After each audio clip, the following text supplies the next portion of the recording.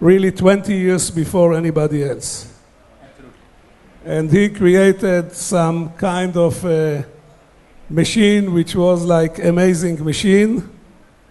Yes, it was something that if you placed it in this room would start at the door in the back and come up here, out here, creating these first ever 3D prints. And in order, just as an interesting story, he wanted to prove to potential buyers how superior the technology would be, and he came up with the following marketing idea. He said, I can manufacture something through my system that you cannot manufacture in any other process. Yeah, to which the answer was, why would I want something that I can't manufacture at the end of the day? And we haven't solved the problem since. Anyhow, the IP was sold to another company. I think that Cytex, using Cytex as a model, because the two of us know the company pretty well, you see that one company can spin off many ideas, some of them good, some of them not so successful. By the way, we mentioned Efi Arazi.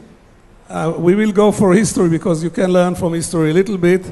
His brother pioneered another industry. Danny, what did Danny pioneer? No, not in Orchid. No. Yeah, he was the first one to use video for education. Can you talk about it?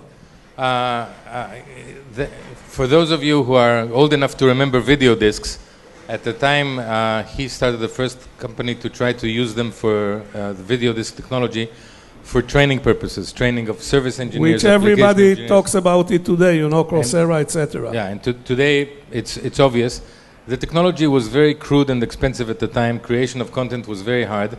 I was his first customer because my boss was his brother. You can imagine how that came about. So I was a benefit. Everything in Israel is incestuous, you call it? Incestuous indeed. And the technology since has come a really long way, And at last we're educational technology, I think, is beginning to make some real impact.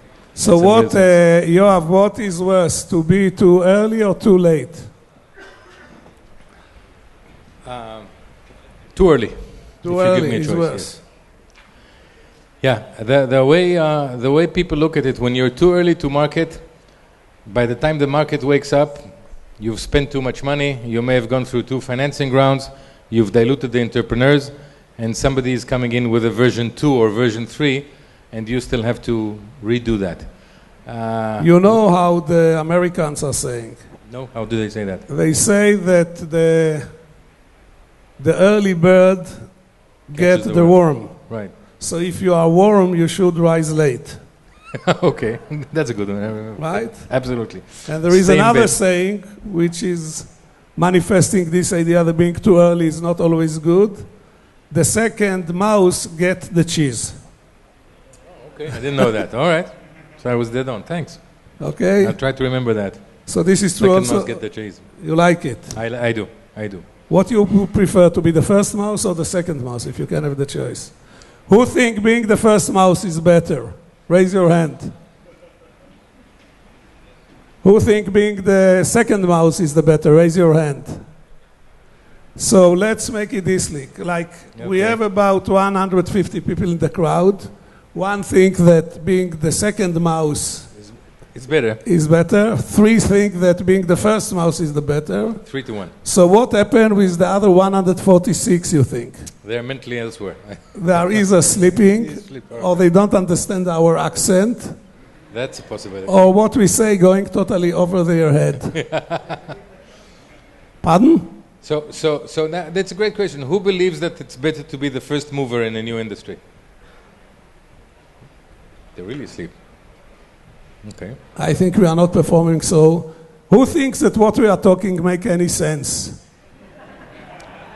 Thank you. Who think that this panel, but be honest, who think that this panel is awful? Raise your hand. Only 2. Okay, there are at least... They've paid for admission, right? Okay. Who think this panel is wonderful? Raise your hand. We are not doing so bad, you know. Quit while we're ahead, yeah.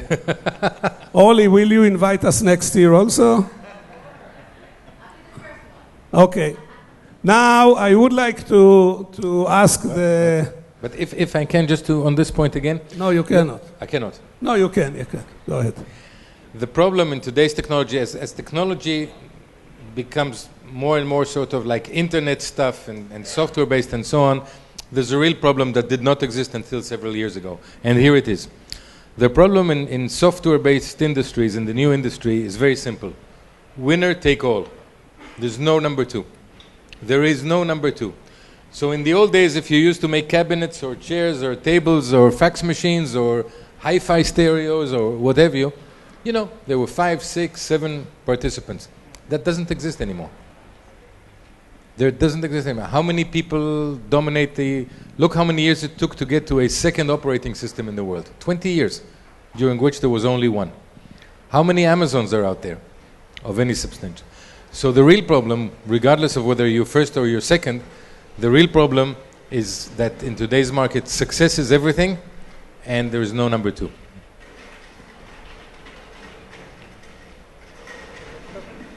So the second mouse get the cheese. Which is the big paradox. So we all like safety, but at the end of the day, if the first one got it right, it's going to be very hard to be the second one. Okay, anybody in the audience have a good explanation why Israel is so successful in the high tech? Come on, hey. The Jewish mother. Who is the idiot who said it? Who is your mother? This was my son, Danny. Okay, the Jewish mother. Do we want to talk about the Jewish mother? You're the boss. I'm the boss. Okay, let's talk about the Jewish mother. What is the role of the Jewish mother in the success of the Israeli high tech? To raise expectations to a level that you can never meet. No. Yeah, to challenge a sibling to go and try to achieve and accomplish, etc., right? Yeah, you know, there was a survey that most entrepreneurs are not the eldest son in the family. It's usually number 2 or number 3. And the way it works is along the line, if you're number 3, you keep hearing, why aren't you as good as your older brother, right? So after 15 years, 20 years of getting that, you figure you might have to find a way to solve the problem. No, I can tell you, my mother, honest to God, always told me, why all my sisters have sons and daughters who are geniuses, and only me, my mother, I have a son who is an idiot, as I told many times. But she also provided a good explanation. You know, she, in spite of the fact that she may had only 8 years of education, she had a natural understanding of genetics. And she said, your cousins are smart and you are an idiot because they are not contaminated with the genes of your father. But you have to understand a little bit of Jewish geography. She was from Belarus, which is closer to Russia than Poland. My father came from Poland, and she was from Belarus. So we always snubbed him a little bit, not much, but a little bit. She also had a very deep understanding in modern physics. When she married my father, she was 1 year older than him. And when she died, she was 5 years younger than him. So I told the mom, it doesn't work this in linear mathematics. You know, if you were 1 year older than him, when you died, you also were 1 year older. Maybe in percentage, it was less. So she told me, no, this is because of Einstein. This is because of Einstein. So I asked her, what Einstein has to do with it? She told me, your father used to walk slowly and I used to move very fast, and bodies which are moving fast have a shorter time, So she had an understanding and also if we talk about my mother, Danny, I'm sorry you heard all these jokes already 100 times. She was, this is not known, she was one of the pioneers of biotechnology in this country. You didn't know that.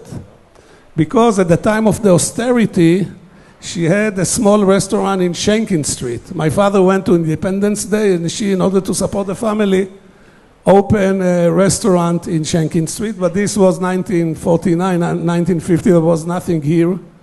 It was the austerity. When were you born? 53. So you don't remember it.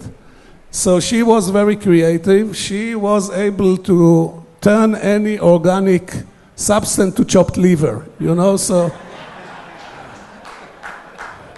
including feathers and newspaper stuff, etc. I don't want to offend anybody, but I was in a ceremony in United States, and the reverend told about this miracle that Jesus went to the wedding of the widower in the village of Cana, and she married his son, and she married her son, and she didn't have wine to serve to the guests, so he turned the water into wine. And this is a very big and respected miracle. I said, with all due respect, my mother made much bigger miracles, because... Yeah, then I thought if she would be living that time, what could be, the whole history could be changed. If we're contemplating different forms of entrepreneurship and technology innovations, like converting things to chopped liver, then just another historic story. My ancestor that I was telling you that built up Neve Tzedek used to be a goldsmith. So he would create he used to be what? A goldsmith. So he dealt in jewelry and in currency. At the time, the people who ruled this country were the Turks, the Ottomans. So there was a coin called the Bishlik, and he discovered, I don't know why he was the first one to discover this, he discovered that there was silver, the metal silver, in that specific coin, and the value of the raw material, silver, was higher than the value of the coin, which creates a wonderful opportunity if you think about that. So he started buying up coins and smelting them into ingots of silver, and he got financing. There was VCs at the time, actually. He got financing from Montague Bank. I checked it in London. They would finance his acquisitions here, and he started buying coins on the market, turning them into silver and shipping it to London. And the deal was going pretty well until it took him about a month. There was no more currency in the whole of Jaffa. You couldn't buy anything. So he single-handedly created inflation, and all the money was shipped elsewhere. And by the time people discovered it, he was already into real estate. So he had his own exit, and things moved on. So yeah, people. I heard that the tax collector came to his grandfather, and asked him for where did you have money to buy this villa, this wonderful house. So he said, I was sleeping, and in my sleep, my grandfather came and told me, my grandson, there is a ton of bishliks under the fig tree in the yard. So he said he woke up at 2 o'clock in the morning and he dug the ground and he found a bishlik, and from that he built this huge villa. So the tax collector asked him, this is a terrific story, but do you have any proofs? He said, sure, I have a proof. They asked him, what is the proof? He said, the villa.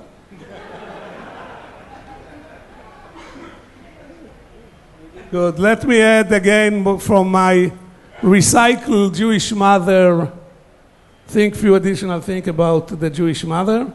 One of the ways of the Jewish mother to motivate her son is by embedding in him guilt feelings, right? Absolutely. So you know the story about the Jewish mother who told her son, I was sitting all Saturday long, and the telephone didn't ring, and I know it was you. He's a good crowd. He's laughing. Sounds like my mother. Yeah. I am not happy. I'm not happy. But also sounds like my wife is a VR kid, so it moves on. Yeah, absolutely. Okay, and first of all, I'm not happy with your laughter. Can you try better? Can you try to give a better laughter? Okay, now we should move also to the importance of the mother-in-law in driving. Can you share with us some of your experience? Jennifer Schenker, are you here? Jennifer? She's not here. Okay. I don't know. One of the things I learned, I spent a lot of time in my early career in Japan.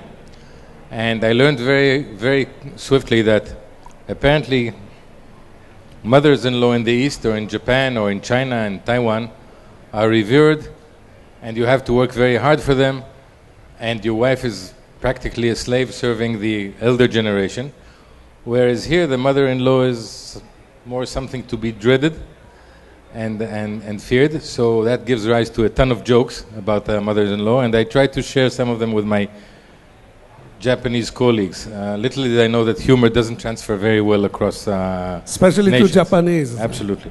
That's a big problem. They say the same thing about us. So two lessons, at least the lesson I had is don't try to export humor. It doesn't necessarily work. But I'll tell you one true story which happened.